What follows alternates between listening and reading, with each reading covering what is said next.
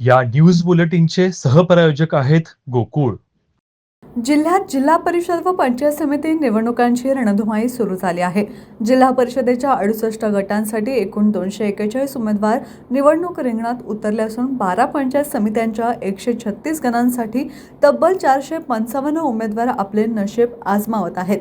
त्यामुळे बहुतांश गट व गणांमध्ये अटीतटीची लढत होण्याची चिन्हे आहेत.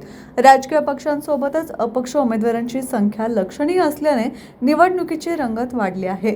ग्रामीण विकास, पाणीपुरवठा, रस्ते, आरोग्य, शिक्षण आणि स्थानिक प्रश्न या मुद्द्यांवर प्रचाराला वेग आला असून उमेदवारांकडून मतदारांशी थेट संवाद साधला जात आहे.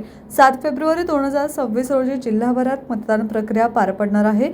यासाठी प्रशासनाने मतदान केंद्रांची तयारी, कर्मचारी नेमणूक तसेच सुरक्षा व्यवस्था अंतिम टप्प्यात नेली आहे. शांततेत व पारदर्शक वातावरणात मतदान पार पडावे यासाठी यंत्रणा सज्ज आहे. 9 फेब्रुवारी 2026 रोजी मतमोजणी होणार असून त्या दिवशी जिल्ह्यातील राजकीय चित्र स्पष्ट होणार आहे. ग्रामीण स्वराज्य संस्थांमध्ये कोणाला सत्ता मिळणार याकडे सर्वांचं लक्ष लागलंय.